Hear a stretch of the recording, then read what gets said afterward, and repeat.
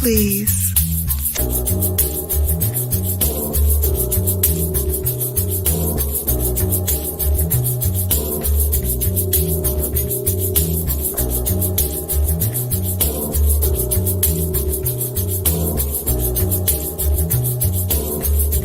Hold, please.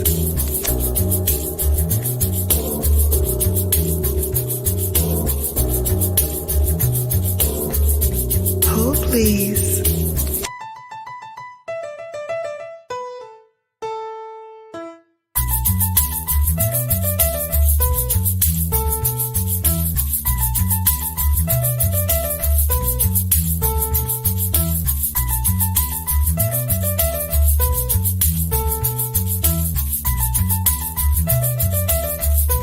Hold, please.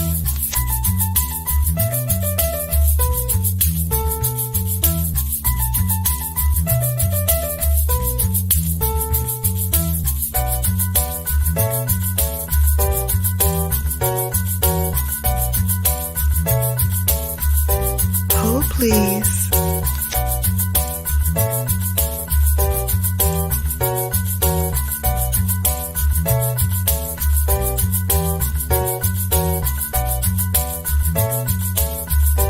Hold, please.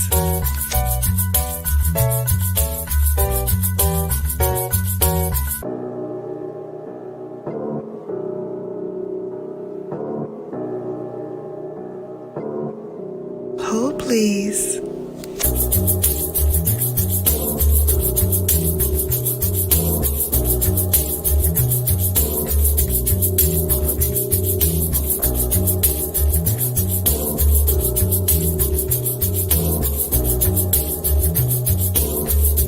Hold, please.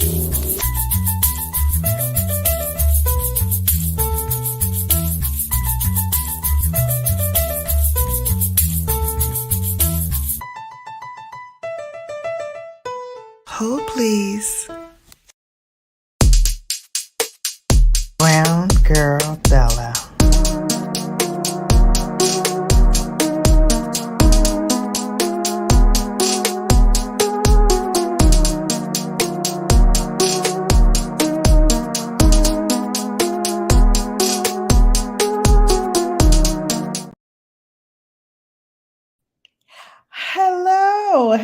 Hello. It is I, Brown Girl Bella. I'm sorry for the delay, first and foremost, but as always, lately, when I get home, it's like, hang on a second, let me turn on the light. Okay, now we have some light. Hi. As always, when I get home, one of the first things I do that I need to stop doing because it just lulls me into the vortex is check my email, my work email, see what I missed on the ride here to the house, and start answering those things that my team needs me to answer urgently. And so, like most days, I got sucked into the vortex and forgot that I told you all that we were going to do a live today. And so I was like, it's 9:06 and I still hadn't done the thumbnail. I hadn't done anything. And I was like, oh my God, I got to do something. So I rushed. I put up what I wanted to talk about, the topic of today. And then I got an email from Google regarding some new things that are coming our way for those of you who are content creators. Hi, content creators, fellow content creators. We got some new information that came through from YouTube. So I wanted to relay that information in case you hadn't heard about it. And I also want to talk about it a little bit because they're trying to tell us this is something that will help us make some money. But I got some questions and I have some thoughts, and I'm a little confused. And so, as I always do, I need to bring it to my babes and find out what you all think about this, how you feel, whether you think this is going to be a good thing for us or whether you think it's just going to be more of the same. So we're going to get to that. But first, I do want to talk about family trauma and just how to deal with it. I like to do these when we are nearing towards the holiday season, and just talk to you guys about how to deal with it. A lot of us, go back home or have family reunions or family get-togethers during the holiday season, and sometimes it's stressful for a lot of people to go to your family homes and kind of deal with the same thing. That auntie that, you just cannot deal with, or that uncle who gets drunk at the parties and makes a spectacle of himself and all of you, all of that good stuff. And then a lot of us, and I'm seeing this more often than not lately, a lot of us are dealing with parents who are getting to that elderly stage, right? Over 65, health issues, things like that, family members passing away. I've seen a lot of that in the last few weeks. As a matter of fact, one of my co-workers just had to deal with a death in their family, and one of my clients had to deal with a death in their family as well. So lots of that going on, and I wanted to kind of talk through it as well. For me, September 7th holds a lot of meaning for me because 18 years ago today, my father passed away on September 7th. And in 1994, I was blessed to have carried a daughter who was born on September 7th. Unfortunately, she passed a few days later, on September 13th, and my father was buried on September 13th. So 7/13 holds a lot of memory for me, a lot of trauma for me, a lot of pain for me. So I'm hoping that in this discussion, we kind of help each other, right? This is the unwind, wine and wine, or liquor if it's quicker. Or if you're me and your birthday's in a few days, you're drinking water because got to get those last 2 pounds off. But first, before we do any of that, thank you so much for coming. Let us just say, what's going on, and say hi to our babes, right? Our babes are in the building. Hello, babes. I see you. Got that music pumping. Hey, Beverly. Hey, beautiful. Thank you so much for coming. Yes, Jada Ho, please welcome in. Thank you so much. Happy Thursday. Yes, you started drinking already? Happy Thursday to you.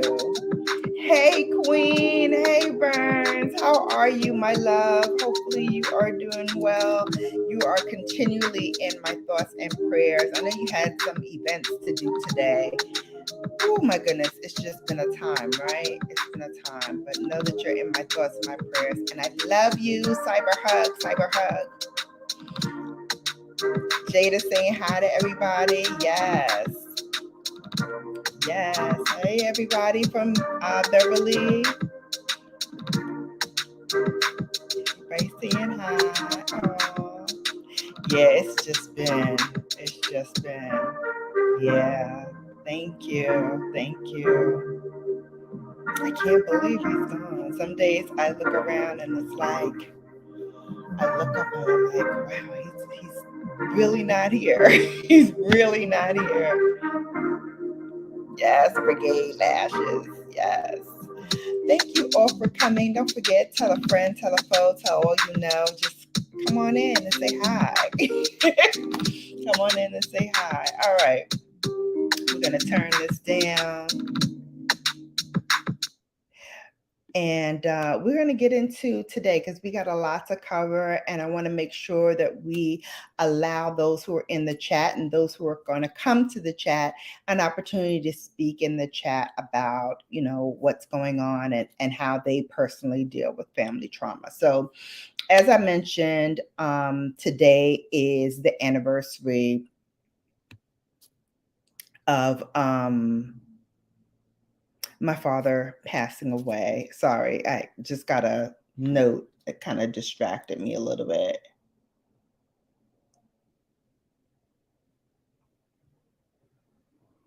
Oh, hang on a second. Oh,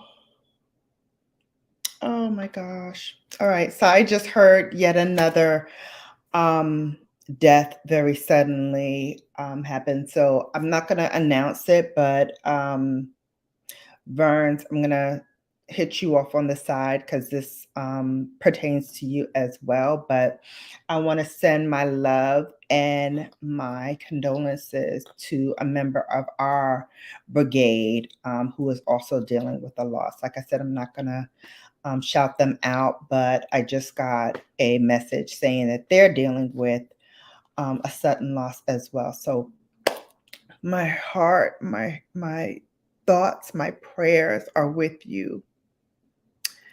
Um, Unfortunately, as we get older, we have to deal with this more and more. And I just found like within my own bubble, like people that I know, people that I'm close to, like I said, a coworker, my client, myself, like everybody's dealing with somebody who we lost, right? And a lot of us are dealing with our parents who are, like I said, getting older. They're in their senior moments of life. And so, with that comes health problems, health issues, and death. You know, it's a part of life. But how you deal with it, how you heal from it, and how you kind of prepare yourself for it is going to make all the difference, guys, because as you are dealing with this loss and as you are also going into the holiday season, there's going to be a lot of stress on you, a lot of attention taken away and invited into other places. So it's important to try to make not just make time for yourself, but make time for those who are around you as well. You know, because remember, it's not just you going through it, it is other family members going through it. I remember when I lost my dad, I was so laser focused as to how I was feeling. I forgot to check in on my aunts who also lost their younger brother, to check in on my half sister who also lost her father, to check in on my cousins, particularly those who are my first cousins, because we were all very close. We grew up together. We used to spend time in each other's homes. My father, their Uncle Daryl, was a part of their lives, all of their lives. So, and he was the youngest. So when that goes, when that kind of dynamic is no longer around, as you can imagine, everyone within that nucleus is affected, right? Everybody's affected in different ways, but everybody's affected. So it is natural to go inside and look within, and especially, you know, if you're a Virgo. If y'all follow me on Instagram, you know I've been sending out a lot of memes about Virgos lately. They just crack me up. They just crack me up. True story, though. A lot of them are very, very true. But, and however, a lot of what Virgos do, those who are really true to the sign, is we go inward and we don't really express our feelings and we don't really talk about our feelings because we're trying to work that all out within our heads. But it is good to let it out. It is good to share and to talk. And I'm starting to learn that a little bit more about myself, and especially as I do these shows and talk about these things, I'm starting to understand a little bit more about why it's so important, not just for you to kind of exercise that out of your system and have a place to do that, But for me, what's important is having a safe place to do it. You know what I mean? Having someone in your life who you feel comfortable with sharing that type of grief and what you're going through. And that's not always easy to find. That is very tricky because you're trusting this person that you may or may not know. You may or may not be as close to them as family. Maybe it's a partner, a loved one, or whoever. Um, and you're just getting to know them and you're trying to, work up to that. But when you are going through these things, it's important to have a safe place to land. And what I mean by a safe place to land is having somebody who can act as that sounding board, that balm to heal your spirit and to just get it out. I can't tell you when I personally was going through things, not only with my dad, but with my other daughter who passed now 2 years ago. Having my sorority sisters, having my bestie, who's also my sorority sister, having my line sister, having people in my life who I can really just say, you know what, I'm having a bad day, and they understand. Having somebody who you can say, listen, I don't even want to talk about it right now because it's so raw to me. And they understand that. It's important that you have that bomb to just say, you know what, I can't deal with it. I need to unplug from everything. I may not call you for a couple of weeks. I may not talk to you live on the phone for a couple of weeks. I may not even be in the mood to text, but knowing that that is okay to do, you know what I mean? Knowing that that is safe for you to say and it's not taken as an affront to them. It's not really. It's you personally working that out because everybody deals with things in their own different way. I see some people just came in. Hey, Mr. 100 Rounds. Hello. Thank you so much for coming. One love, beautiful people. Salute. Yes. Experienced Africans, welcome in, welcome in. Ajax and Tandem, stay pretty as you are, BrownGirlBella. Nice to see you again. Thank you so much. Nice to see you again, Ajax. Thank you so much for coming. I love it. Oh, thank you to our Queen Brown Girl. Thank you. Thank you. Oh, I appreciate you all. Thank you so much. Feminine Melanin University says, sorry to hear.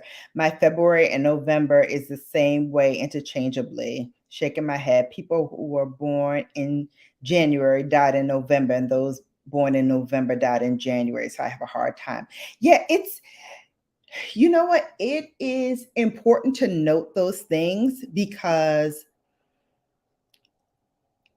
for a long time, I didn't realize that I was doing the things that I was doing.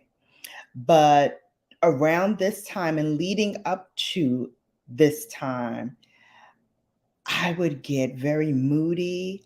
I would be very withdrawn. I would be very distracted. And when people were trying to get my attention and talk to me, I would be very short. I'd be very impatient. And I didn't really fully understand why that was. I didn't fully understand in my head. Like I can rationalize and say, yes, I'm going through something. I don't want to talk about it, blah, blah, blah. But to fully exercise why that is, why can't I talk about it?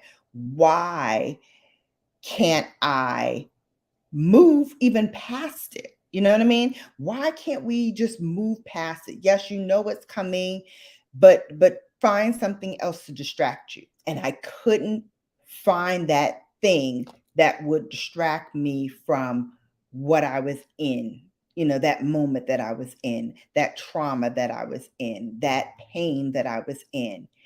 And it's important to recognize it because when you do recognize it, and let me tell you, physician heal herself, because like I said, for the longest time, I didn't even understand that that's what I was doing. It wasn't until I would say this year that I fully started to realize, okay, these are my triggers. These are the times when I need to just go inside myself, take a break, pull back from social media, pull back from my friends if they're my true friends, if they're my true people that love me and support me, they'll be there when I come back. If they love me through my good days, they're going to love me and support me even more through my bad days, if they truly love me. And so I had to work that out for myself. And I had to find out, sometimes the hard way, that those that are in my life that say they love me did not really and truly love me. And those who I kind of put off and said, they're my friends or whatever, I'm just not going to be focused on them or whatever. They were the ones, especially in this year, who stepped up and showed me who they are and why it's important to have them in my life. So all that to say, sometimes you need to be still and listen. Sometimes you can't be still and listen. Sometimes, you're so busy doing and being and trying and in the mode that you can't take a minute to sit back and understand what is happening in this time. Feminine Melanin says, I failed to mention the people I'm referring to are all my faves. And my birthday is in January, so I spend it mostly thinking about all of them. Yeah. And for the longest time, like, I would dread the lead up to my birthday. Like this time, the 7th, oh, I didn't want to hear about it. It was the most wonderful time of my life and the most heartbreaking time of my life at the same time, on the same day.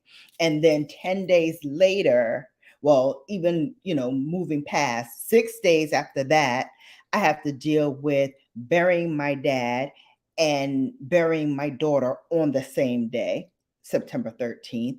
And then after that, dealing with my actual birthday and trying to be excited about that on September 17th. It was, and still is sometimes, very bittersweet, very painful, very melancholy. I would feel such a range of emotions, high highs, low lows. And I'm gonna be as transparent with you babes as I possibly can. I try as my best to do that. But I will say this is the first year that I'm going into this birthday season, going into September, and I'm not crippled with depression. I'm not crippled with anxiety. I'm not crippled with anger. I'm not. I'm not. And I know people always say, well, time heals all wounds, whatever. The wounds are not healed. Let me just be clear. The wounds are not healed. But how I'm dealing with the wounds at this moment in time, I don't know if it's going to always be this way, but I'm counting my blessings right now. I'm trying not to cry, y'all. Right now, I feel hopeful.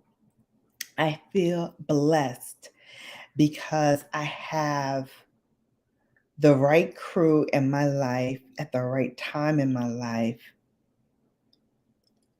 who are there for me. Good days, bad days in between. If I say I don't want to talk, they're like, okay, I'm here. Whenever you're ready, you can talk. And it's not like, oh, I feel so guilty because I don't want to talk to them and they want to talk to me. It's fine. It's fine. Do what you need to do. I love you and I'm here for you and I support you and it's okay. You know how grateful that is? You know how wonderful that is to have that soft place to land? I wish everyone in this chat, whether you are chatting or just lurking around, would have that. Because that is the kind of peace of mind that you can't quantify, you can't buy, you can't do anything with it, but cherish it when it comes. Cherish it when it comes. How I'm not able to share my birthday month with them as usual and thinking about who isn't here as well to celebrate. Yeah, it's hard. It's really challenging when you have been with them all of your life, right? They've been with you your entire life and now they're not here, right? My father's been with me my whole entire life. Never not known a moment where he wasn't in it, whether it was physically, transgentally, like over the phone or what have you. He's always been there. He's always been a phone call away. And for you not to be a phone call away, for me not to be able to reach out and touch you, for me not to be able to say, hey, Dad, I had a great day today. Let me tell you what happened. Hey, Dad, I had a horrible day today. Let me tell you what happened. For me not to have that sounding board anymore sometimes is crippling. It's crippling. But I will say to you, my aunt said something profound to me when I went to see her back in July. She said,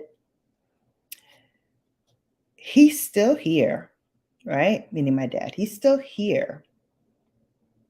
Just your conversations now are different, right? Whereas we would have a dialogue and I would hear his voice and he would tell me what to do. She says, now what you have to do is talk to him and then be still and allow him the opportunity to show you the path forward. Sounds simple enough, right? Profound. Have that quiet moment with your loved one where you're talking to them and you're explaining everything and you are opening your heart, you're opening your head, you're opening your soul to the possibility that they would be able to move through you towards a solution to whatever it is you're going through.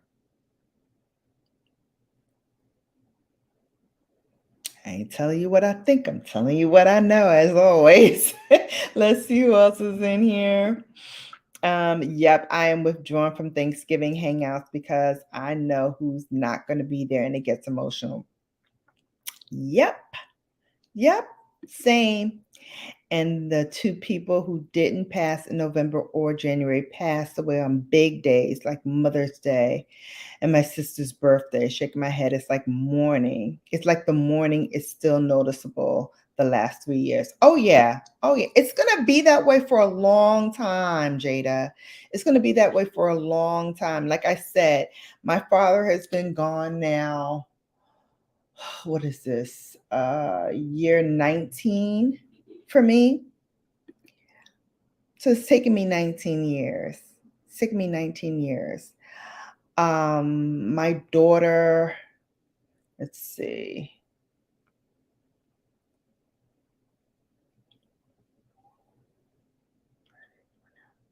Yeah, so she would have been 29, right?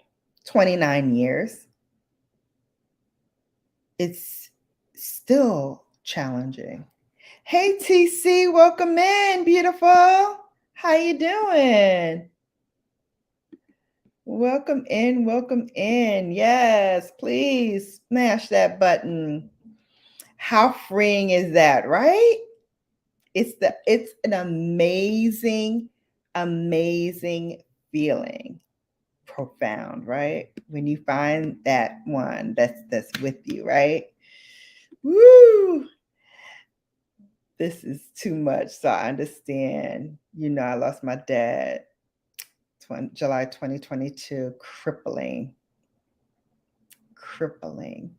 I know, sis. I know.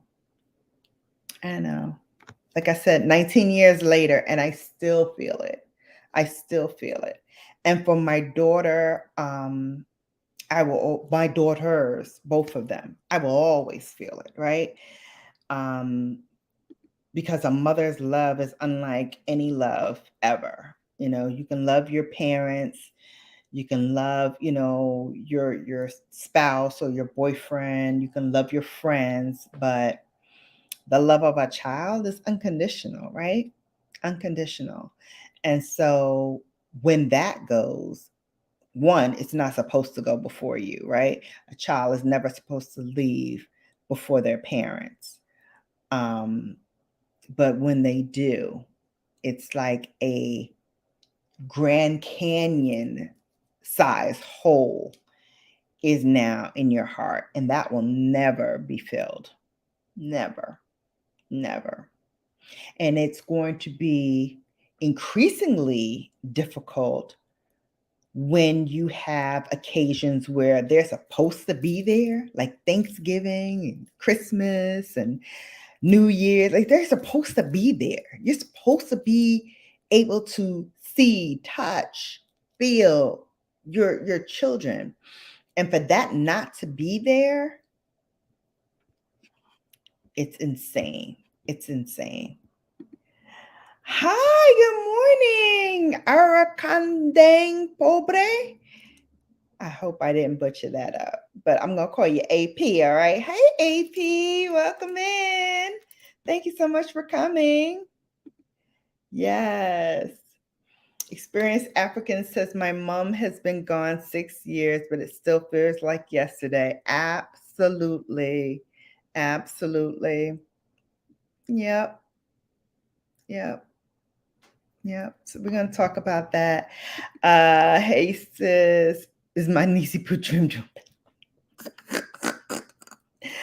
Let me tell you, I'll be so glad when she off this rag. Because first of all, I have to keep her in her room. Otherwise, she's tricking little blood trails everywhere. Because she's a tiny dog, so she's not bleeding a whole lot. But I'm like, girl, I'm like behind you with the Swiffer, like trying to pick up as you putting down. I'm like, I can't do it no more, honey. You're gonna have to be in your room. And then I just scrub her room every night. So she's okay, but I think she'll be doing better, and I know I'll be doing better when she stops bleeding, which will be in a few days. And then I can give her a bath and all that good stuff. Because right now I'm just wiping her down, and she's miserable. I'm miserable. We both miserable. Thank you. You connected to me. Thank you so much. Yeah, you will always feel it. Yeah. Hey, party music DJ Aki, what's up, King? Thank you so much for coming. Appreciate you. Yeah, she a hot mess. She is a hot mess. Yeah, I'm gonna get her spaded, but she has to finish her cycle first, and then she can get spaded. But yeah, they have to go through their first heat cycle in order to get spaded. That's the most healthiest way to spade them, is after they have the cycle. All right, so let's talk about this, how to deal with trauma. So there are many ways in which trauma is characterized. It is the result of either a negative event or a negative experience. It typically is something that happens too fast for the brain to really process it, which is why, we automatically go to like a death. But it also is, abuse, physical abuse, emotional abuse, financial abuse. It could be as a result of a physical or sexual assault, car accidents, as we said, death of a loved one, parental abandonment. If you have a mother or father who just abandoned you and you don't have that connection with them, that is also a form of trauma. And of course, witnessing any type of trauma, whether it be a crime, an accident, or a death. Um, there are, many, many different ways that people react to trauma. It affects people differently. But some of the um, most familiar points of trauma or symptoms of trauma are those intrusive thoughts, those flashbacks, those memories, that are triggered by something that may remind you of them. For me, it's seeing a yellow rose or having an experience, whether it's at work or at home with my family life, that kind of reminds me of my father or reminds me of my daughter. Those are the things that kind of trigger me the most. Um, Also, following a traumatic event, it is very, very natural to be on guard, to be a little bit more protective and a little bit more hyper aware of your surroundings, your environment.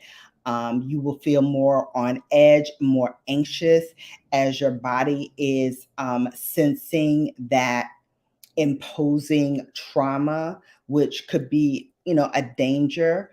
And it's always that kind of moment in time where it's kind of like a flight or fight kind of response where you are triggered by something and you either want to run to it and battle it or run from it and hide from it, right?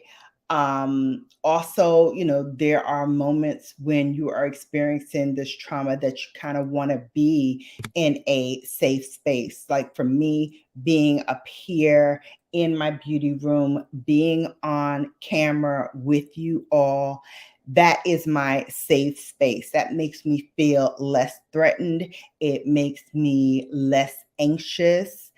Um, Less anxiety flows through me when I feel like, okay, I'm in my place, and my safe space that I can kind of just work through what's going on.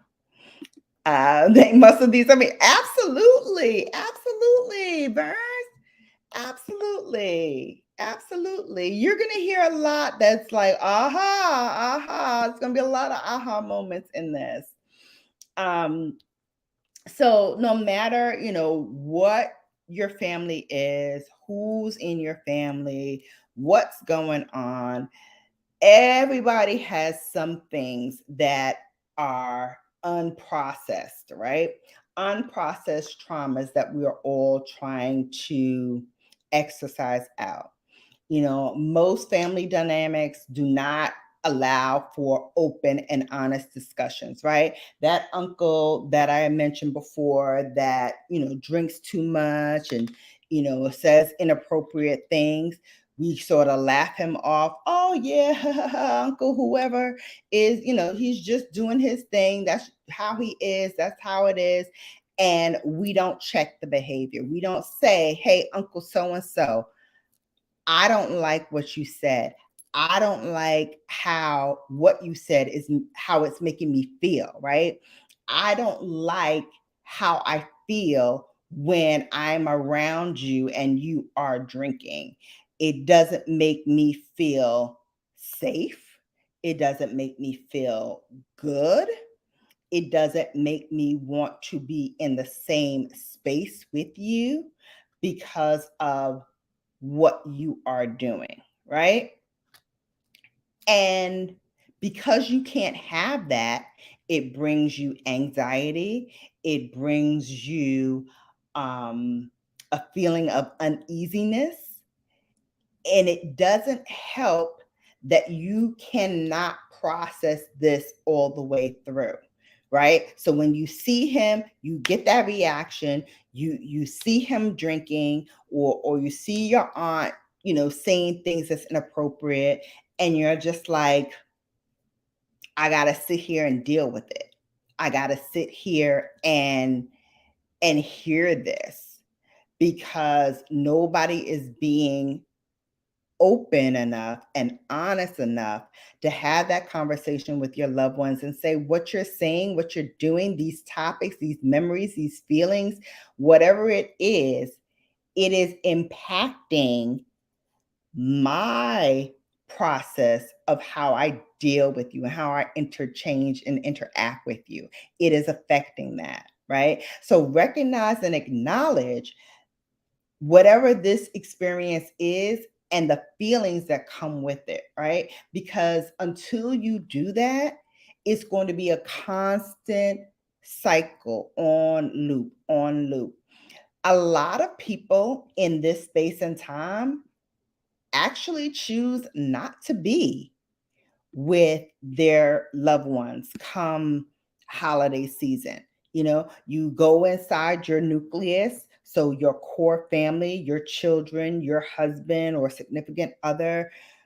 You go inside that nucleus because that's where you feel the safest, right? You don't want to go out and see the aunts and the uncles and the cousins and all of that brings so much anxiety and angst, right? So you go inside your nucleus, you go inside your bubble, and you deal with only those people within your nucleus, because that you can control, right? That you can manage.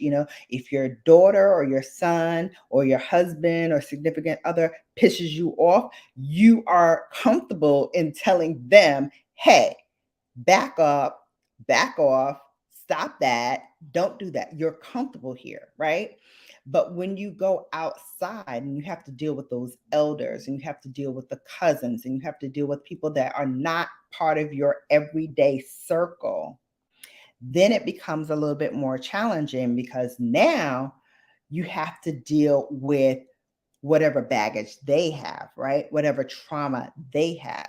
Because your uncle did not wake up one day and start drinking fifths of whatever he drinks, right? He didn't wake up as a baby and start doing that. That is learned behavior that comes through years and years and years of probably processing and not dealing with his own trauma and with his own feelings and with his own traumas that he's going through, right? Or your cousin, same thing. Years and years of her baggage that she's not processed and she's not going through.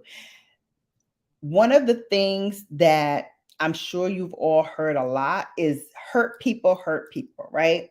So when you're hurt, you want to hurt somebody else, right?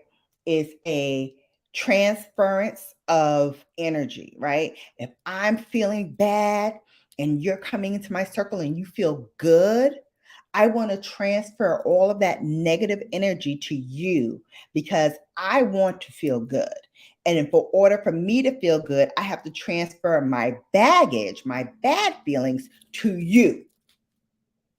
And then in turn, I can now feel good, but now you end up feeling depressed and sad and angry and all of that because I've transferred all that negative energy right over to you. That is what your uncle is doing. That is what your cousins are doing. That is what, your family members, whoever is in your life that give you that is what they're doing. The sole purpose of them being there and acting the way that they act is to transfer that energy onto whomever will attach itself to the bull. So your job is not to be that magnet, not to attach yourself to their bull. Easier said than done. Easier said than done, because what do when people start showing us they booties? What do we do? We start showing them our booties, right? And then it's a push-pull situation. I'm pushing it out, you pulling it in. He's pushing it out, you pulling it in. So it's always going to be this give and take, right? Because nobody is going to stop and say, hey, listen, you giving me your bull. I don't want your bull. Take your bull over there. Nobody's doing that. We're just recycling and circling around the drain on that same trauma. So when they do it, you receive it. And when you do it, they receive it. So when you give back that same energy that they're giving, it's not going to lead you anywhere. And you're going to end up going home and being like, I can't believe Uncle da da da da da did da da da da da da da da da, which he did last year. Let's be clear. He did the same ish last year. And you had the same reaction. And you will continue to have the same reaction because you're still doing the same things that generate the reaction that gives him that energy to then push it back onto you. It is tiring. It is tiring. One of the things my aunt said to me when I saw her back in July is, she said, I'm not going to any more funerals. I was like, that's strange. Like, you're old. Like, why aren't you going to any more funerals? And she's like, that is the biggest source of trauma, is going to a funeral. And I said, okay, let me unpack this in my head because, I'm a Virgo. I got to unpack everything, analyze. So I said, okay, you're going. It's already a sad event. You're going to see family members there that you haven't seen in a long time because they also want to pay their respects. And it's always a time when everybody says everything wonderful about the person, right? So like I said, that uncle that always gets drunk and always, doing inappropriate things or saying inappropriate things or looking at you a little inappropriately, we all got those uncles too. I digress. At his funeral, we're never going to say those things, right? We're never going to say those things. We're always going to say, oh my God, he was such a child of God. He was so spiritual. He was always so funny. He had so many wonderful things to say. He had so many beautiful kids, or, all these hearts and flowers things. Meanwhile, his children act like wild banshees, even though they're adults. He was a hot mess and you couldn't stand him. But these are things that will never come out because, again, you want to leave the past in the past because now he's gone, right? No sense in dredging up all of these different things because guess what? He can't do nothing about it now. His behavior was never checked and never changed. And now in the afterlife, he's gone on to glory, and that behavior has gone with him. So here it is. Here it is. Child, I got a funeral in the morning. My aunt, my daughter, like, can I pass? I'm tired of funerals. Her and my aunt are the same way. They're like, look, I'm tired. I'm tired of it. I don't want to speak ill of the dead, but guess what? I don't want to go to their funeral neither. What you gonna do? I told her, I said, well, listen here, Thea, you earn the right to do whatever it is you want to do. So if you don't want to go, I can't make you go. You've earned the right. You've been on this earth for over 80 years. You have earned the right to do whatever it is you want to do. God blessed me with 80 plus years. Trust me, I'm going to do what I want to do at that point. And ain't nobody going to be able to tell me jack-ish either. Okay? Yes, a banshee. Yes, a banshee burns. No home training. No home training. Like banshees them. Yeah. Me say it. Like a banshee. Like banshee.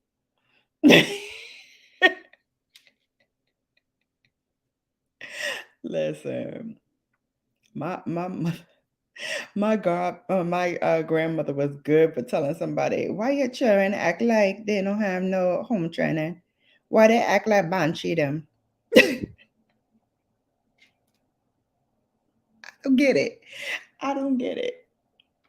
I don't get it. However, I digress. Let's continue on. So, no matter where you find help or support, one of the things that I can tell you from life experience, as well as doing research on this topic, is to really try to get and have a support network of trustworthy family and friends that can help you through this time. Also, if you are really, really struggling, there is nothing wrong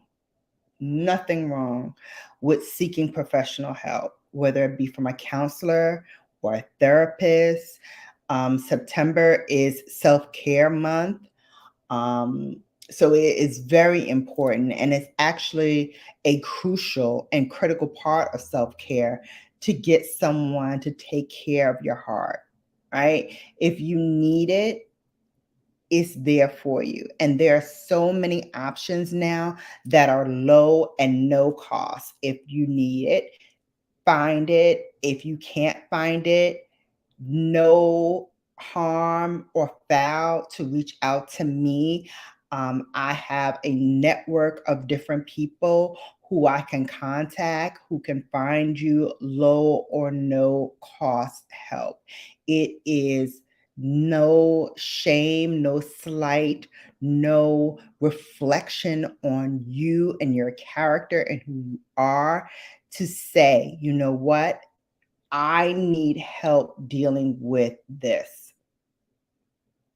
It is not a mark on you.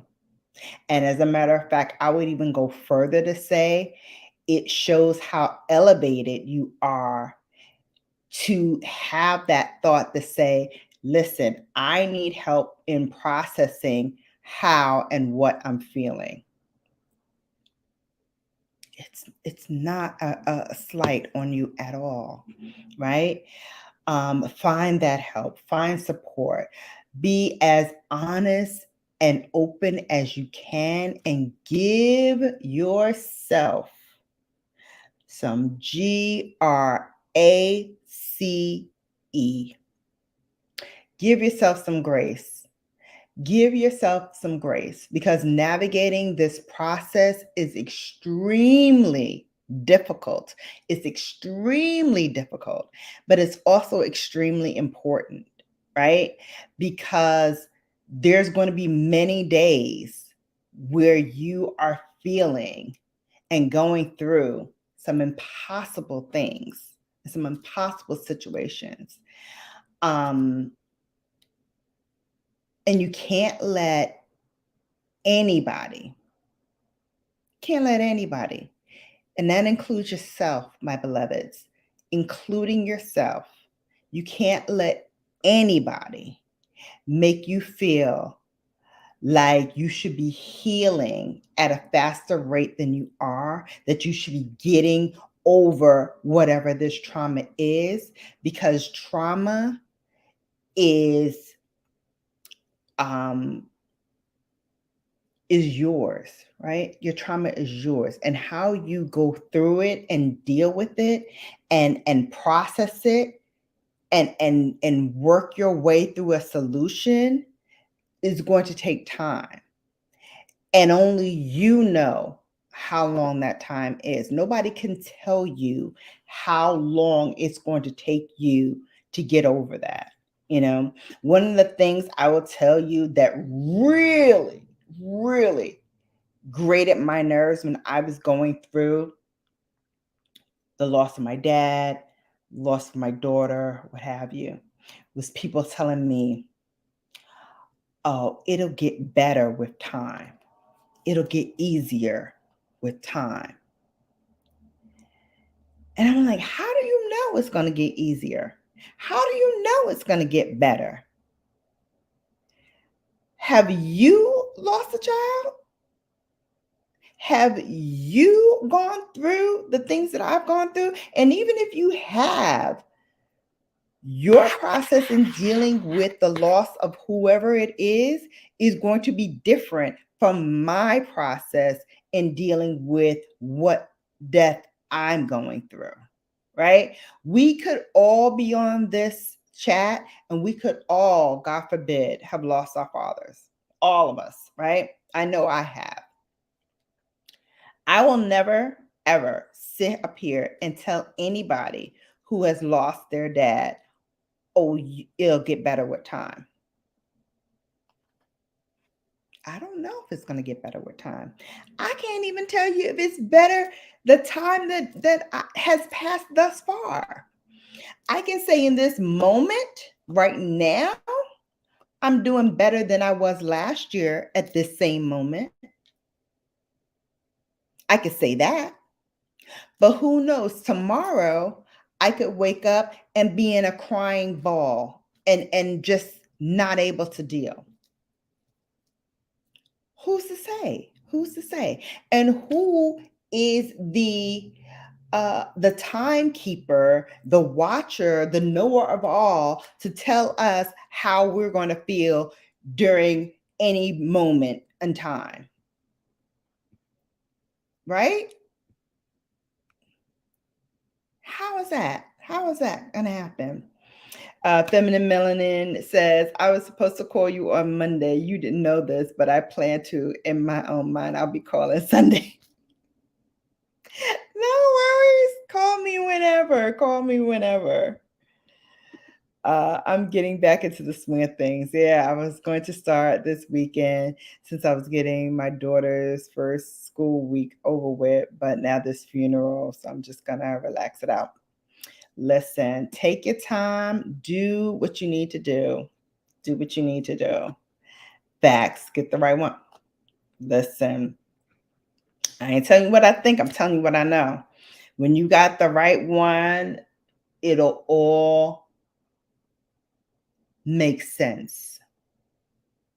It's not going to change. I'm not going to tell you that lie. It's not going to be a magic bullet or a quick fix. And once you get a therapist or once you get, somebody in your life that you can talk to, it's not going to be a quick fix.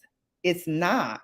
Because remember, you've been dealing with this the way you were dealing with it for many years or for however space and time you were dealing with it. But you were dealing with it, right? Might not have been the best way, but you were getting there moment by moment, day by day, hour by hour, minute by minute sometimes. You were getting there. And then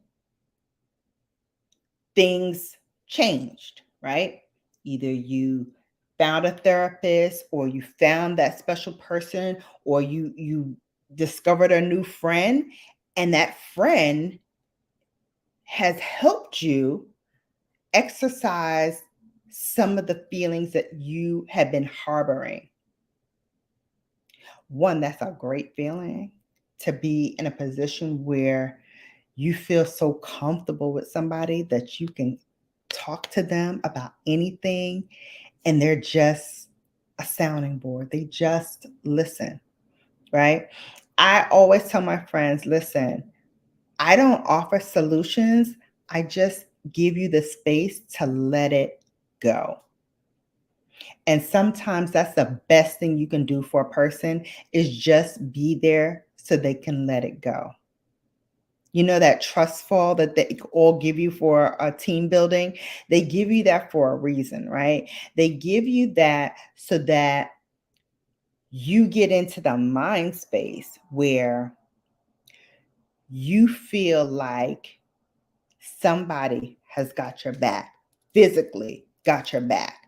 So when you are going and you are free falling and you are going back and you are going back, and guess what? You can't touch anything around you. There's nothing to cushion you but that person. And you can't even feel them yet, right? All you can feel is yourself going back and back and back. And there's nothing you can do because at some point, when you tip over that axis, there's no turning back, right? You can't just automatically go back up. So you have to trust at that pivotal moment that somebody's going to be there at the end when you tip over. Most profound thing ever. Most profound thing ever. Think about it. Think about it. Child, I just pray for their peace, their strength, and their ability to forgive themselves every time they feel they could have done something to change the outcome of losing their loved one. That's a hard thing too. That's a hard thing too. I'm still trying. That right there is a word. I'm still trying. I'm still trying. Because when that moment comes, right? Whether it is through sickness or through their own hands or whatever, God's divinity, putting them in this moment in space where their time has ended. And only God knows when that time is, right? And you can't, well, you can, but it goes into the ether. You can't say, oh, if I had only, right? Because you don't know if I had only would have ever changed the course of whatever happened, right? If I had only been there, right? If I had only gone to do this, if I had only changed this piece, this would have never happened. You don't know. You don't know.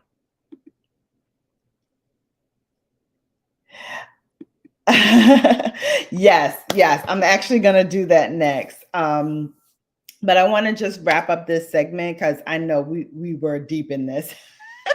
We were deep in this. But I felt, sometimes when I do these topics, I'm just like, okay, I'm feeling it and I'm in the moment, but I do want to get to this YT, honey, because I got some thoughts. But anyway, any other questions, thoughts, comments? FMU said, my grandmother passed in 1990. I'm still trying to fight the spirit of regret for feeling like I had told my mother what happened right before she got sick. Maybe she would have gotten help sooner. Shoulda, coulda, wouldas. Shoulda, coulda, wouldas. You will drive yourself insane with the shoulda, coulda, wouldas. Should you have done something? Would you have changed the course of whatever when and if this happened and you could have intervened? You don't know. You don't know, and you will never know, and you will drive yourself insane thinking about the shoulda, coulda, wouldas. This is what I can tell you from my experience. This is where you have to do the trust fall and understand that in order to move your heart out of this and into a space where you can heal, you're going to need to stop blaming yourself. You're going to, and it's not easy, but you're going to have to get to that space where you got to not blame yourself. This is what I do. I can't tell you anything different because I'm still going through it. So when I'm feeling that moment, because I am in that moment sometimes too, I look up in the sky and I say, or I look at her and I say, all I want in this moment is to know that you are out of pain. And I hope that the angels who have gone before you are there to help you and guide you and love you until I'm able to see you again. And I hope and pray that there is a day when I will see her again. I'll be able to touch her again, where our spirits will be aligned again. And that's all you can do. At the end of the day, that's all you can do. Sometimes you have to give it up to a higher power, and you have to say, God, or whoever you believe in, just take control. God, my loved one, until I'm able to do it. Give me some solace in my heart that they're okay and that they're not suffering and that they're not in angst or any harm. And then just pray and live to go through another moment. Live to go through another moment. Yes, we needed it. Okay. Yep. So many that could have drive you crazy. And I fight that twice a year on her birthday when she passed. Both reside in the same month. Yep. Got to, baby. Shout out to you with this conversation. I ain't telling you what I think. I'm telling you what I know. I go through it myself. All right. Relax, relate, release. Oh, we're going to release it into the air. All right. Let's talk about this YouTube. So I got a little note from the YouTube folks. Maybe you've gotten it too, those who are content creators.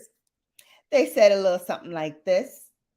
Starting in November, we're simplifying the choices for ad formats that show before or after your video to improve creator revenue.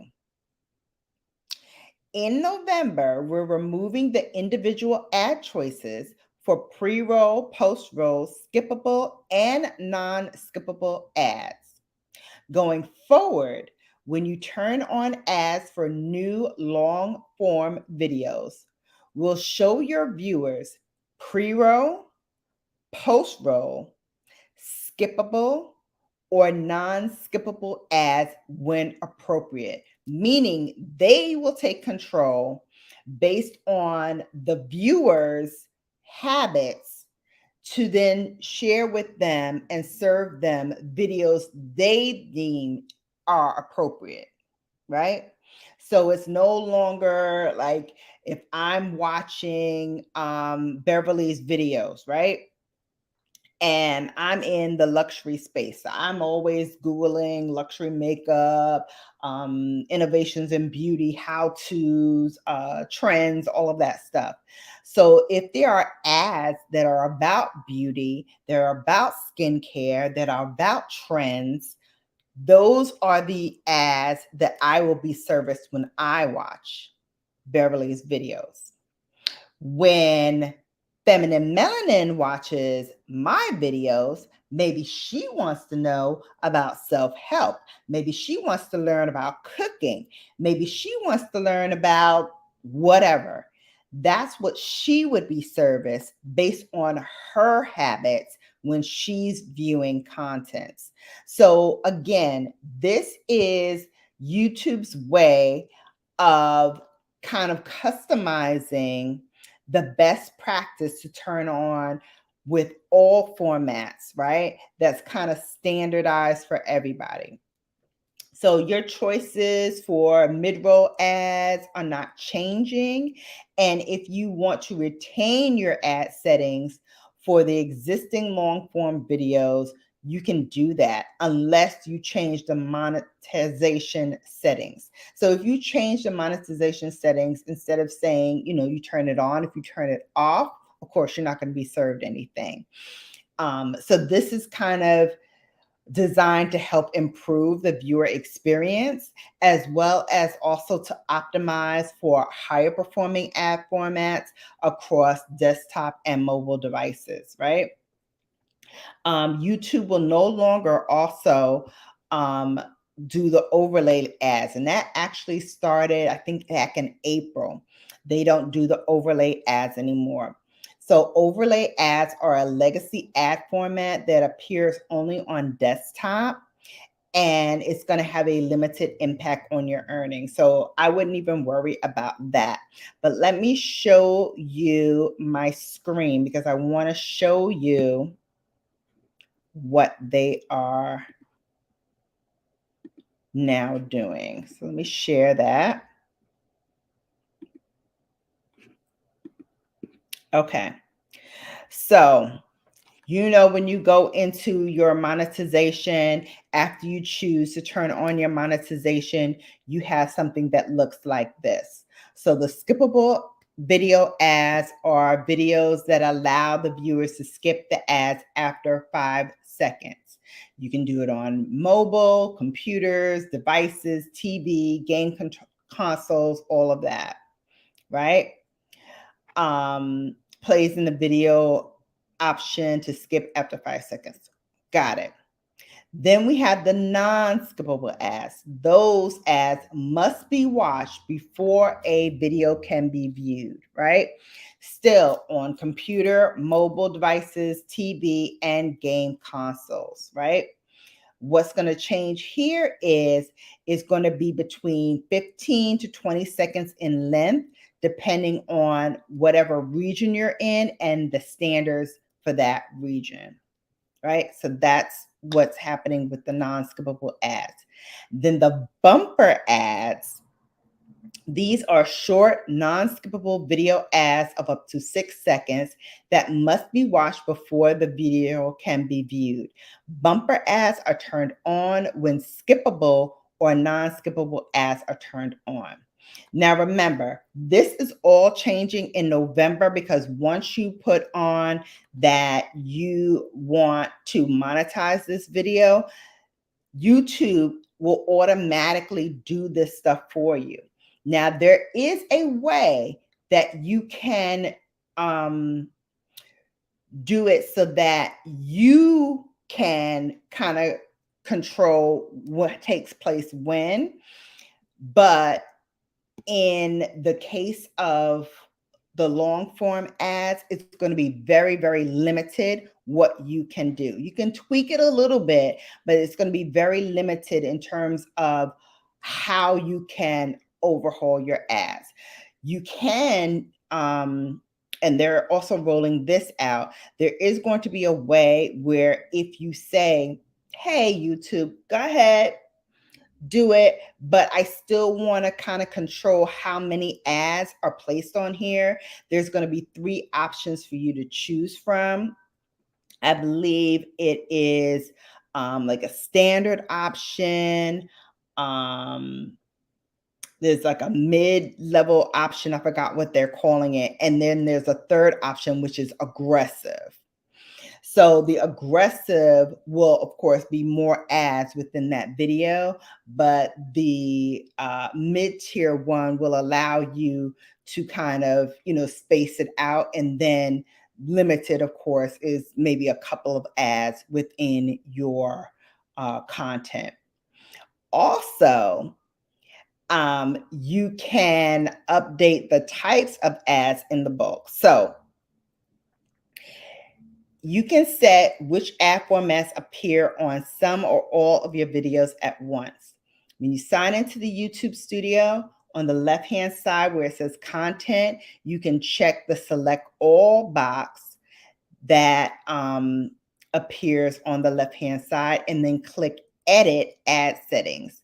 And then when you do that, you can check the box for update type of ads and then choose which type of ads you like. So that is the 3 tiers that I just detailed before. One is like, it's limited. I believe the second thing is moderate. And then I know the last one is aggressive. So I think those are the 3 tiers. So you can change it so that, it falls within one of those 3 tiers. And that's the only thing you could do. YouTube will still put in what type of content, but how many and how often you can still kind of tweak. All right. You can also set the default for all the ad types for your channel's uploads, right? So you can set your default ad formats where, you just set it and forget it. When you upload your video or when you do your live streams, you click your buttons, you set the default settings, and then you're gone.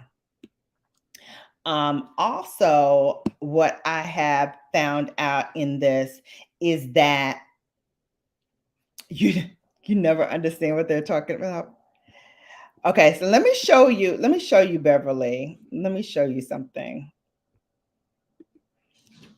Hang on a second, Beverly. I'm gonna help you out, sis. Because I know sometimes when we say these things, I'm like, do you understand what's going on? Let me show you. Where's my analytics? And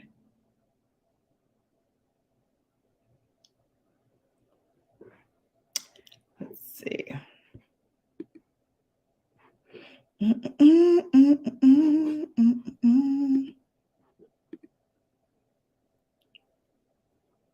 Okay. I was trying to find the section. Okay, so let me go back. Oh, you do understand me explaining it? Okay, good. All right, so let me go back to sharing my screen. I'm going to share this with you. So this is BrownGirlBella behind the scenes. So this is our current live that we're on right now. As you can see, I have my monetization checked on, and I have my display ads, my skippable ads, and my non-skippable ads. Moving forward, these three options are not going to be there any longer. So I have all three checked off. YouTube is now going to tell me what ads they feel Beverly and Verns and Jada and everybody else who comes to BrownGirlBella, what they should be served. So maybe it's display ads, maybe it's a combination of skippable ads and non-skippable ads. I don't know. It's going to depend on what it is you like and what ads you're typically served. Now, not everybody has a live ad settings. I know I was grandfathered into this from a beta test. So from what I understand, not everybody has this, but moving forward, this is going to be also an option that you can choose. So this is a live ad settings. It's automatically, as you are watching my show right now, for those of you who are served ads who do not have like the premium package where you don't see any ads from anybody, they just take out whatever, money is in your subscription, give it to the people who you're subscribed to, and that's it. So for me, I'm not served any ads at all, but that's because I have that option. I have the premium option. But for those of you who don't, as you're watching this live stream, YouTube is automatically placing mid-roll ads during this stream, meaning as you are watching, commercials are coming up. So you'll see sometimes people will say, hey, Bella, I'm in your ads. That means they're being served my ads while they're coming in. Also, while they're in, as you're watching, maybe there's a pause. I'll go over to check something or I'm pulling up something. There's a pause in my content. YouTube thinks, hey, let's service an ad during this time. She's paused. They will then serve you an advertisement while this live stream is going on. Now, that is going to be also grandfathered into this new format. So as people are watching other live streams, again, if they don't have the premium package and are not serviced ads, this is not going to happen. But if you are service ads, you're going to get ads within the current live stream. Now, for shorts and for posted videos, posted videos will kind of have the same format as live, but I believe shorts will not at all have this. Here's my thought on all of this stuff. Sounds great. And if it works in practice, excellent. Here's my thing though. I don't know about you all, but I know for me, my views, my view times, my view lengths are like up and down, up and down, up and down, up and down. And I think as a whole, YouTube, for a lot of genres, but especially as I'm finding in the beauty category, we're all kind of getting these choppy up and down views. So my thing is, if you are not watching the whole entire video, how are you going to get your ad dollars? How are you going to get your revenue? Because they're not going to automatically service 5 ads before they show you they're showing you the content or the live stream or whatever, right? Maybe 1, if you're lucky, even 2, no more than that. And then if they're not watching all the way through, how are you going to get your revenue? So what's going to be important to note is 1, retention. How long do they stay on your videos before you get these ad dollars? Also 2, how many ads they're going to be servicing within that time frame. So it would be, when I'm doing it now, let's say I do a 20-minute video, right? Most of my like monthly videos, what have you, they're usually like 20 minutes. So within that 20 minutes, I may put 4, 5 ads, spacing them out within that time frame. If that's the case and they watch all 4, then yes, this is a great thing. I'm going to get even more revenue. Great. But if they don't, if they watch the first 5 minutes and they get serviced maybe that 1 ad that I mentioned previously within that 5 minutes, then everything else that I've done, I'm not going to get paid off of because nobody viewed that. So how is that benefiting me? It may benefit those bigger YouTubers who, get a lot of people watching their ads and they watch it all the way through. They watch their videos all the way through. Then I can understand, because in those cases, you definitely are going to get your revenue because people are watching for a much longer time. If you are not watching for a much longer time, you're only going to get that portion of the revenue in which those ads appear. And let's be clear, if you are not a YouTuber that has subscribers in the hundreds of thousands, you're not going to get that much in terms of revenue anyway. Okay? You're not going to have that much revenue. Average revenue is pennies on the dollar across the board. I don't care how many you have. Until you get into the hundreds of thousands and you have people who are watching in the thousands, it's not going to do the average YouTuber that much of a increase. So for them to say, oh my gosh, this is going to help like all of the YouTubers across the board. Yeah, not really. Not really.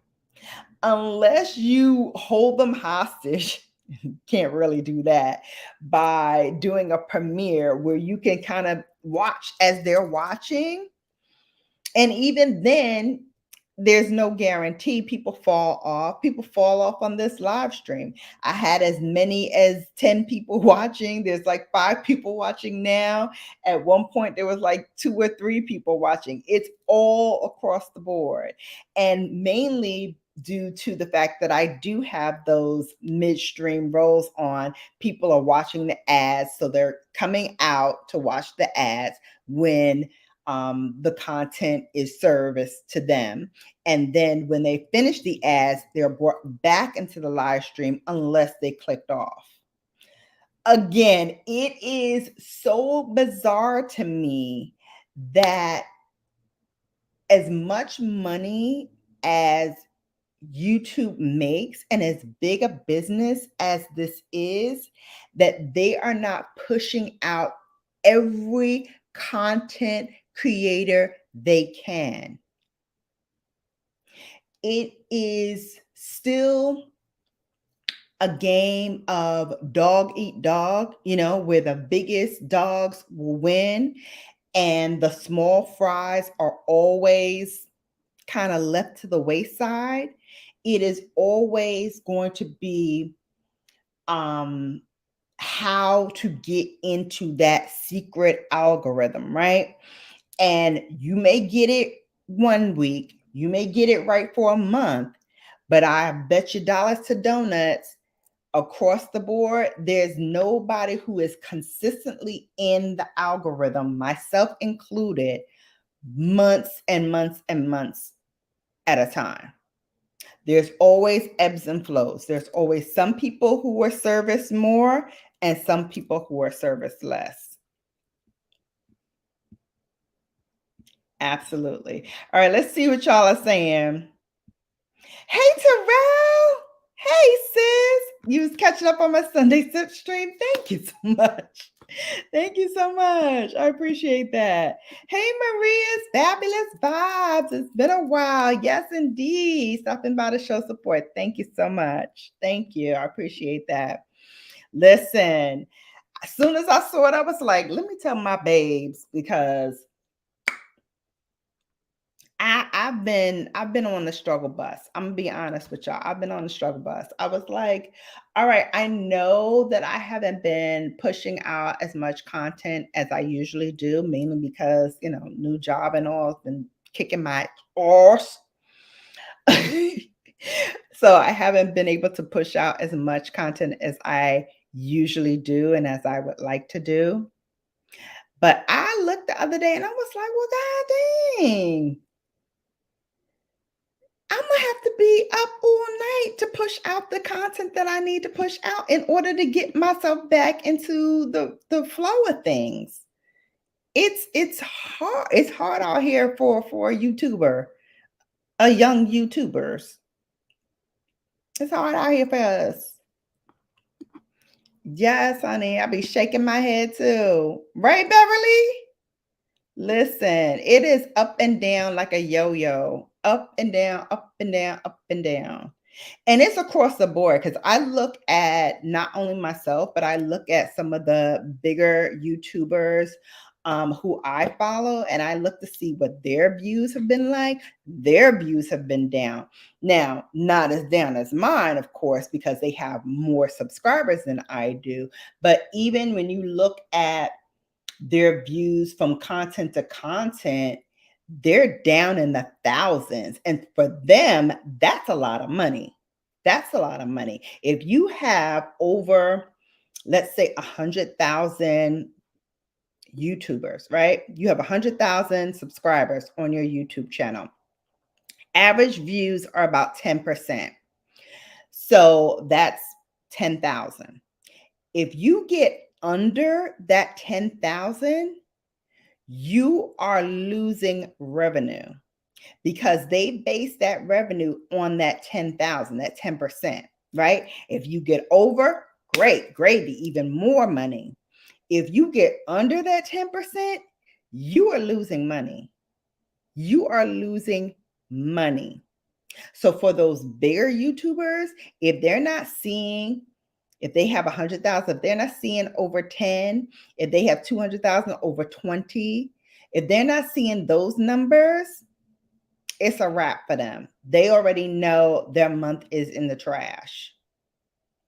It just is.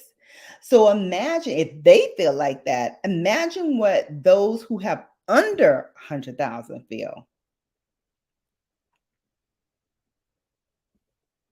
It's simple math. Yeah, it's crazy.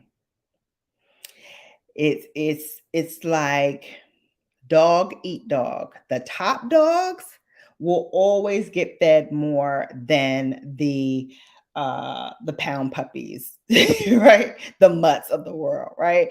Those premium dogs, those purebreds, they getting fed lovely. They're getting fed, and they're going to keep getting fed lovely. You know why? Because they're going to keep being in that algorithm no matter how badly they do. Even if they drop under that 10%, they still will get service before us. They will. They will. I use the YouTube Premium, so it plays straight through for me. Yeah, so that's what I have too, Terrell. I have the YouTube Premium. So I don't get service any ads, but they take part of your subscription from the premium, and those who you subscribe to, they get a portion of that money automatically to their revenue. So that's great, but not everybody has YouTube Premium. And then those who don't have YouTube Premium, in order to get the maximum amount from their view, they're going to have to watch it straight through.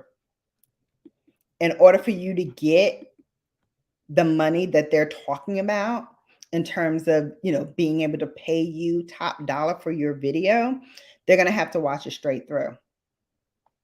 Because you're only going to get the amount that they actually watch. So if you're doing a 20-minute video, like I said, and they're only watching 5 or 10 minutes, you're only getting that revenue for the 5 or 10 minutes.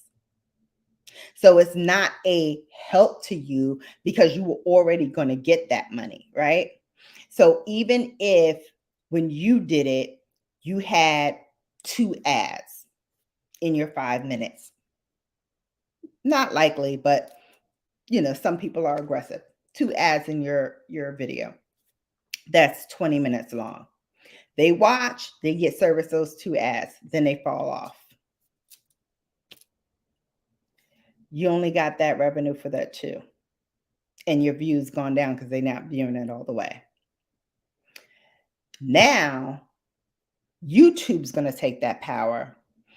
Maybe they're going to give you that 2 videos, the 2 ads in that 5 minutes that you had did yourself. Likely, they're going to do 1. So you went from having 2 ads that you put in yourself to YouTube now putting 1 ad within that 5-minute time frame. So your revenue is now gone into half.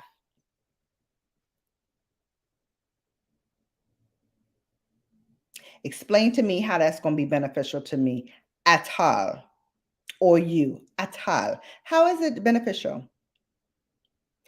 I could do bad all by myself, YouTube. At least with me, I was getting 2 ads. Now you're going to give me 1. Maybe they're going to watch that 1. Maybe now they're going to switch off. And then I don't even have the power to say what type of ad. So depending on what type of ad your service, those have tiers too. So people who advertise on YouTube are, put into a pot of money as well. So if you're only, paying for bumper ads, that's one price. If you're paying for the in feeds or the non-skippables, that's another price. I think the non-skippables are the highest price because, again, you're definitely going to get served that whole commercial. So it has a premium tag to it already. But what if YouTube doesn't service any of those non-skippables? Maybe Terrell don't like non-skippables. And so they're not going to service her any non-skippables. We're going to pretend Terrell doesn't have premium right now because Terrell's like, I don't watch no ads. But we're going to pretend for this exercise that Terrell watches the ads. But Terrell doesn't want any non-skippable ads, right? She just turns the whole thing off. I don't get service that. So YouTube already knows, if she gets service one of those, she's going to turn it off. So we're not going to give her any of that. You've already lost that premium pool of money for non-skippable ads because Terrell says she don't want it. So now what? So now whatever Terrell likes, that's what they're going to service her. But if she clicks off, you don't get that money. Watch them ads, booze. Watch those ads. They don't even have good options on this platform. I feel like YouTube very slowly upgrades to something new. Indeed, indeed, indeed. It's not easy, especially when you have a full-time. Listen, I envy every day those who can do YouTube full-time, because it truly is a full-time job. And even when you aren't doing anything else but YouTube, and I've never not done anything else but YouTube. I've always done something, even if it was looking for a job, because looking for a job is a job in itself, right? Right. So I've never not been working something else, whether it is, doing a freelance gig or working to find something or finding something and working my day job. It's always been something. So I've never had the luxury of just doing YouTube. But I can tell you this, even preparing for this live stream, even getting ready and researching the topics and understanding the materials and being able to synthesize it and tell it to you guys, it's hard work. It's hard work. Hey, Wellness with Frugal Mama, welcome in. It's hard work. It is hard work. The pound puppies. Listen, I straight up feel like the pound puppy mud. The pound puppy mud in this YouTube game. I really do. I really do. I got some bomb babes though. Nobody's brigade beats Bella's brigade. I'm trying to tell y'all. My brigade is tight. It's tight. But even then, it's like, if you're not constantly cranking out videos, and even when you are, I feel like there is video fatigue. Like at some point, people are like, I'm tired of seeing her shit all the time. Like, oh, she's take a break for a minute or two. I feel like that. I'm like, I think they feel like, I'm on here too much. Like I'm always, doing something. I'm always posting something. I'm like, they probably tired of me. So I take a break, right? Because I'm tired of hearing myself talk. I'm like, they can do without me for a day or two. But again, the YouTube algorithm is like, we don't see her. Excuse me. They go, we don't see BrownGirlBella. Spit her out. She ain't doing content.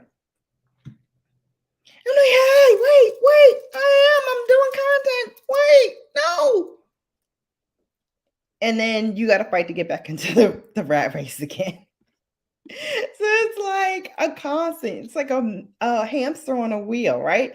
You got to keep going as fast as you can, churning that out and churning it out. Yes. Or else you ain't going nowhere. You ain't going nowhere. I never get to put my own ads. No, you're never going to get to put your own ads in terms of like what kind of ads your viewers are serviced. Unless you're doing your own thing, you're not going to do that. And even with this new system, you're not going to be able to do that. YouTube will take that power and do that. But what I'm saying is, what those people are being serviced. So what I will be serviced on your channel, Beverly, is supposed to be germane to what I like. Heavy emphasis on the supposedly. Okay.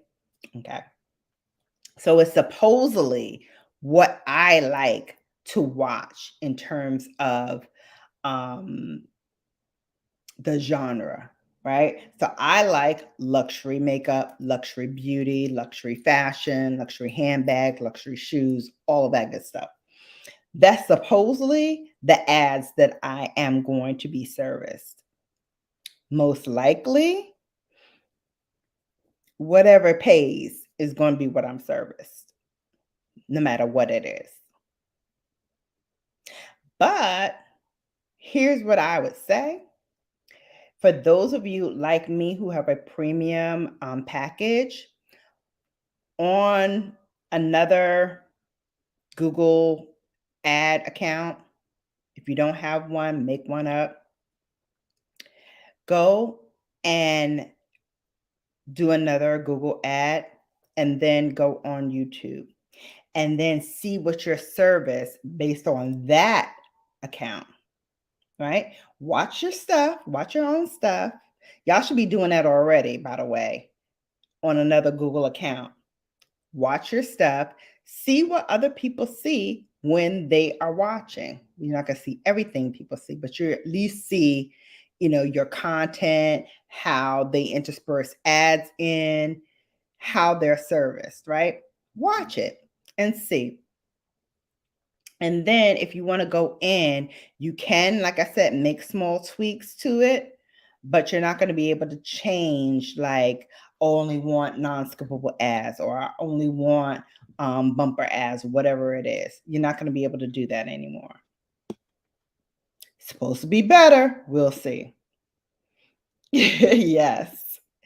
I'm going to have to do non-skippable ads. You're going to have to give me all my coins. Yeah. So, but now you're not able to do that. You're not going to be able to say you only want non-skippable ads. You're not going to be able to say that anymore because YouTube is going to take that power away from you. What you are going to be able to do is, like I said, do those 3 tiers. If you want it to be more aggressive than what YouTube is going to do, you can click that button that says you want it to be more aggressive. Then they will put more ads in and place it where they think it's most appropriate for that viewer.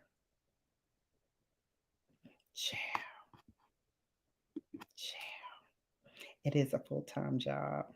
It is a full-time job. Because remember, you're not just making content, editing, and posting, right? You also have to do social media. You have to be out there. You have to push your content out.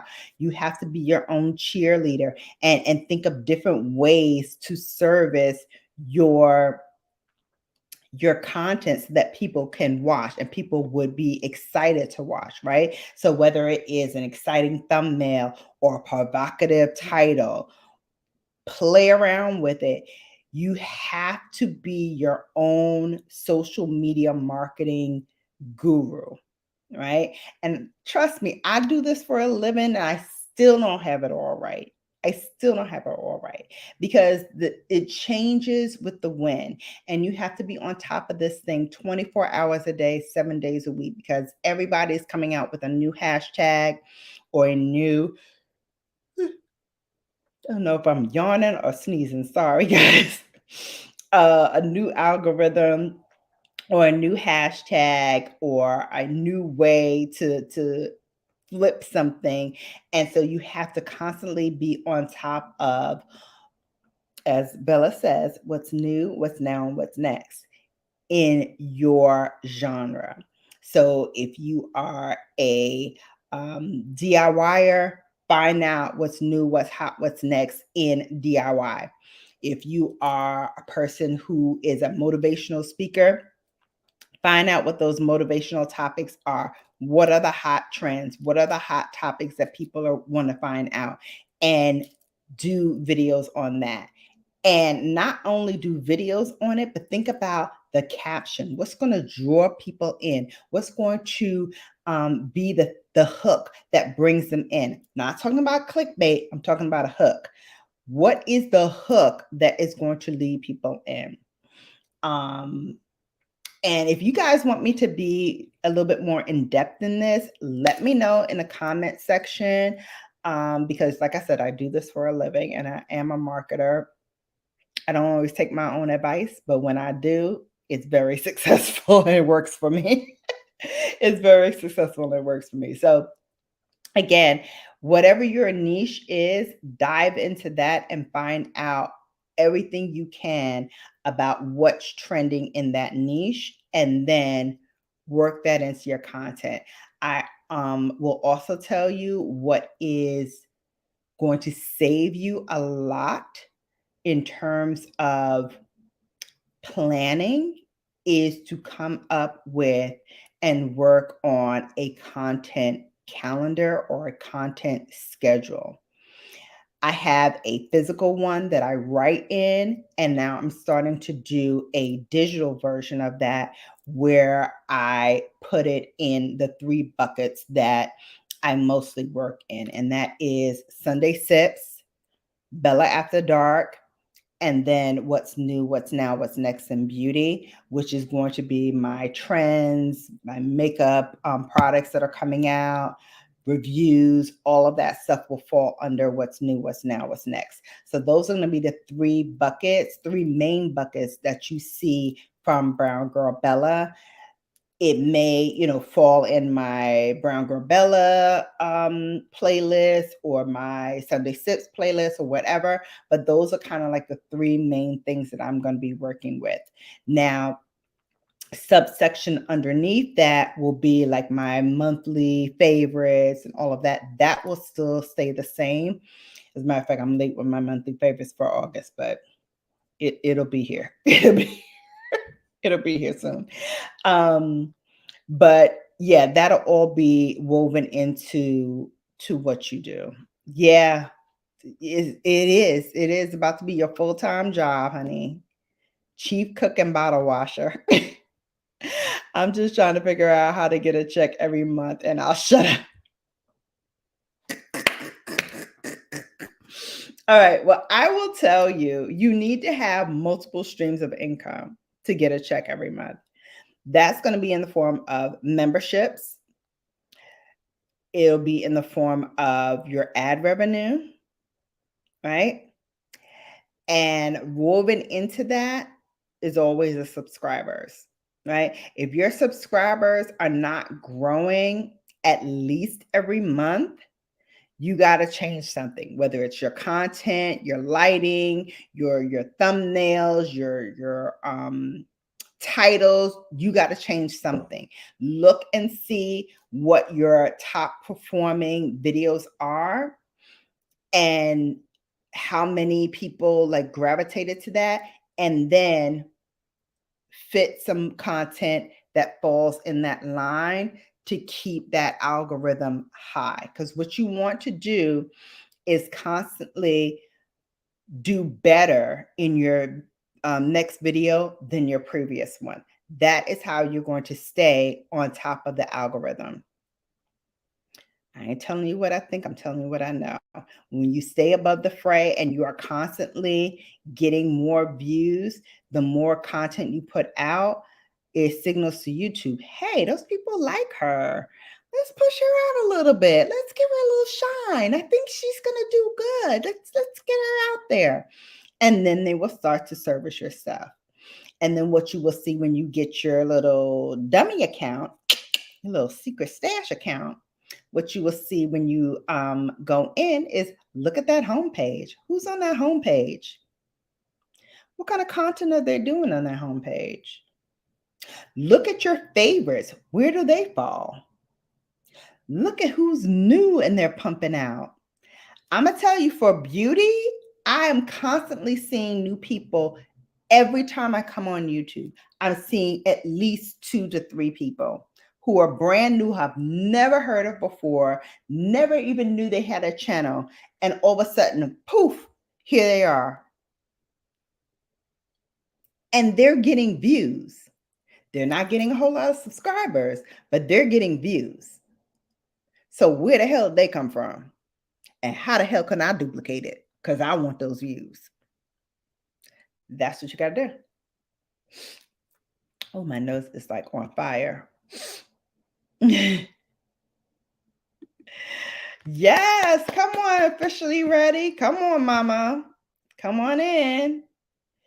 Yes, indeed it is. Yes, indeed it is. Yep. Thank you. You heard me sneezing. Thank you. Yes, yes. I'm making more aggressive. Yep. Me too. Me too. It is not easy. It is not easy. But look at what your competition is doing. That'll tell you where you will fall in the pecking order. Yep.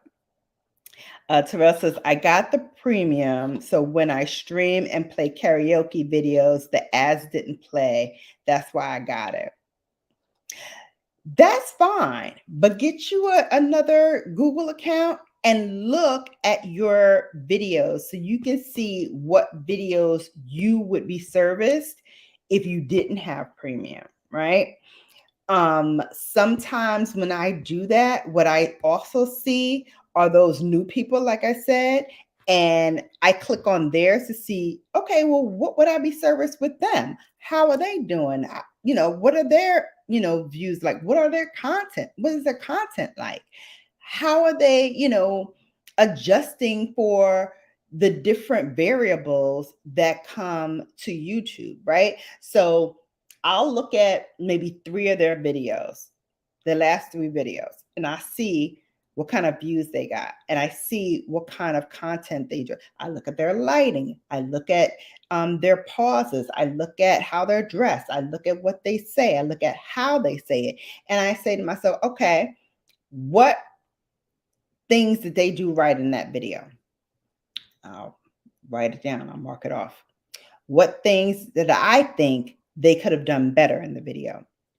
And I write those down. And then I go to one of my videos and I do the same thing to me that I just did to them. Okay, what things did I do okay here?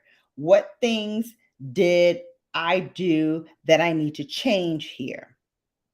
What things can I optimize in the next video that I didn't do with this one so that the views on this next one are even higher than the views on the video that I'm watching? And you have to do it with a critical eye, right? You have to be your own worst critic. And trust me, I excel in that.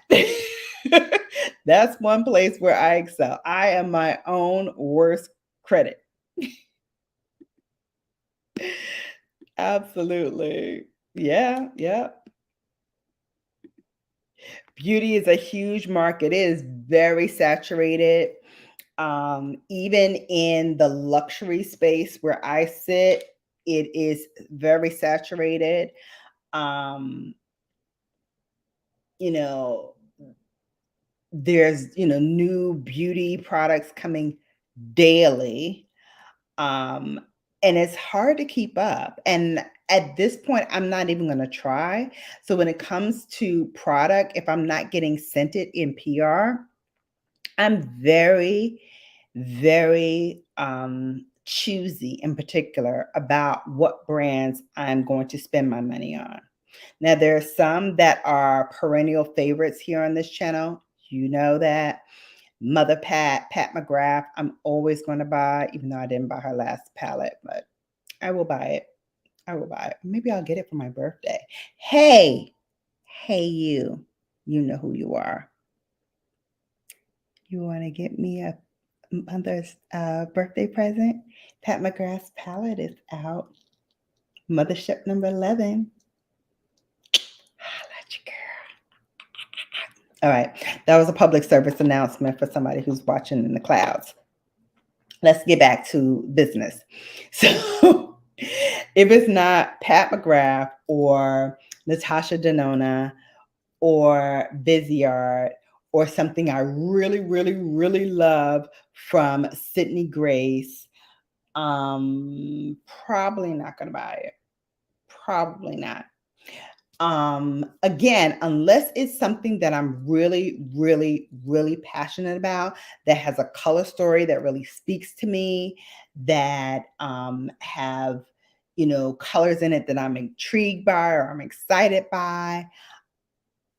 Eh, And even then, like, I have so many palettes at this point that it has to be something really, really, really special out there, nuances to colors, something that I don't even have in my collection that's going to make me say, "Oh my God, this is something I got to get. This is something I've got to buy." And to be honest with you, not that many come to mind when I think about things under that kind of umbrella. Not too many things come to mind. For Sunday Sips, I am going to share with you some passion products that I have my eye on that just came out that I'm like, I might want to do that. So we're going to try to institute that whole player pass. And I forgot, I called it something else before that was really cute. I'll figure it out by Sunday. In any case, that'll be coming up for Sunday Sips. I'll be talking about some of the things that I really kind of am passionate about and want to get, and just, letting you guys know what's new, what's now, and what's next. So everything else. So is everything else, I guess. So is everything else, I guess. YouTube is just vast. Yeah, YouTube is just so vast and so widespread that it's going to be getting into the algorithm is actually not that difficult if you follow the rules that I just said, figuring out, okay, in your niche, who are those top people? Okay, you figured that out. Now, what keeps them there? What keeps them at the top? You'd be surprised. Some of them don't even use hashtags. So if you try that whole hashtag analogy, sometimes it works, sometimes it doesn't. A lot of the big people, because they're so big, they don't even bother with hashtags anymore. And those who do usually use the same hashtags because people already know their content. They already know that they like them. So they're going to keep watching them. And if they don't see them for a while, they'll Google them and figure out, oh, okay, here's a video that I missed. Let me go watch it. And that's how they get watched. For us, it's a little bit more difficult because one, they don't know that we're here. And for those who don't know that we're here, we got to let them know that we're here. One of the ways to do that is to get pushed out in that algorithm. The other way is to use those hashtags and those provocative titles and those cute thumbnails that will lure them in, right? Because most people who watch YouTube are visual. So they want to see somebody, smiling faces or, something intriguing about their face that draws them in. Maybe it's the title and they're like, oh, that's a subject I really want to, learn more about. And so they come in. Those are the type of things that you have to look for and find out for your niche, what those things are so you can pull those people in. I'm definitely going to do the separate channel search. Yeah, listen, it was so helpful to me to understand if I'm not BrownGirlBella, if I'm somebody else, what would they serve me? How would they serve it? And it's totally different from my BrownGirlBella. It's totally different. And it's so surprising to me that it's so vastly different that I had to say, okay, let me write this stuff down. Because like I said, I'm getting service new people that I've never seen before in the luxury beauty space. And they've only been here for a couple of years. Already, you're getting service, those people. How is that even possible? I've been here for 6 years. How are they here for 6 months and are up here with me at my level with less subscribers, but more views? Research it. Oh, I'm glad you think it's great advice. Thank you, babes. Hey, Sharon. Hey, beautiful. Welcome back. How was your vacation? Yeah, right? How was Hawaii? We all want to know. We all want to know. Ah.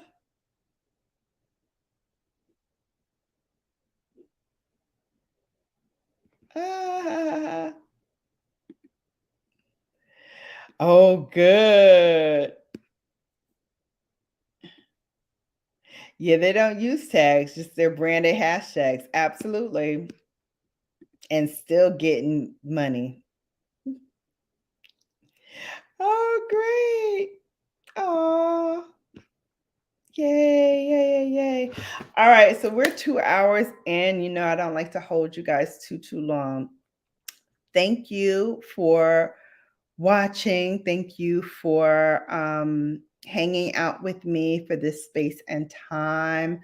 Like I said, I'm still working through this whole work life balance and how YouTube fits into it. So I'm still a little tardy on stuff like the monthly favorites. I still owe you the Natasha Denona review from her latest palette.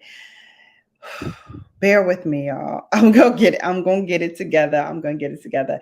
Trying to push out as much content as I can because I know for my birthday weekend I'm gonna be out and about.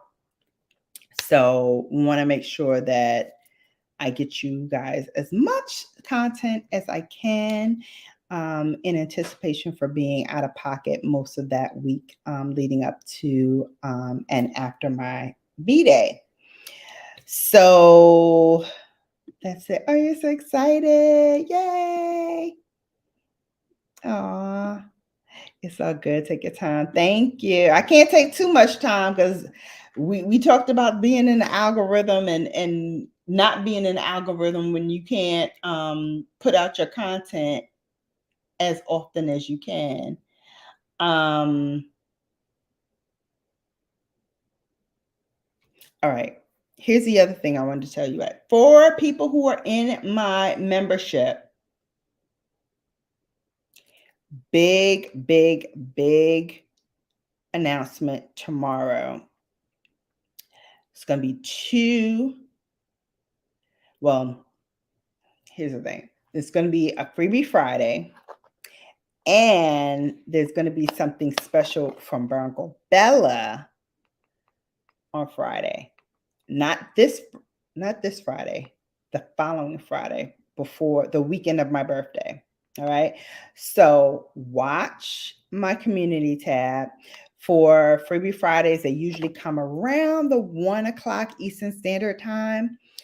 Watch, make sure you grab it because they go really fast. I put it up and then I send out a note on my Instagram for my members to go and check it out. It's only for members only, so you have to be in my membership in order to take part in it. I will tell you, lately we've been getting some good freebies, some really good freebies. Actually, let me pause my camera. Let me stop my camera for a second. Let me show you the latest freebie that I got from Freebie Fridays. So not only do I put it out for you all when it's really good, I like to get it from myself as well. So let me show you really quickly what I got the latest Freebie Friday.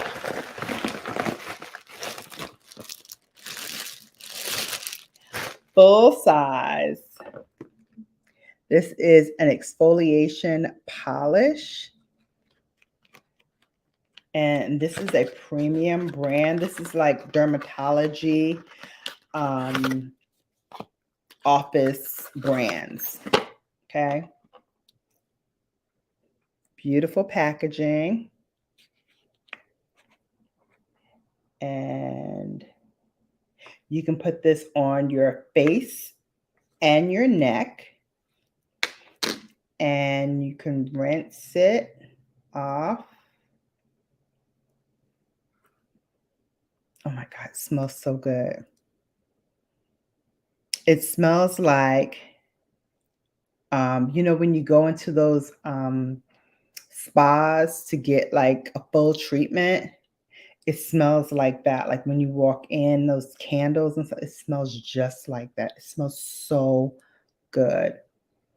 And it's thicky, thicky, thicky, as you can see. So good. So good. Full size. Full size. All you have to do is pay shipping and handling.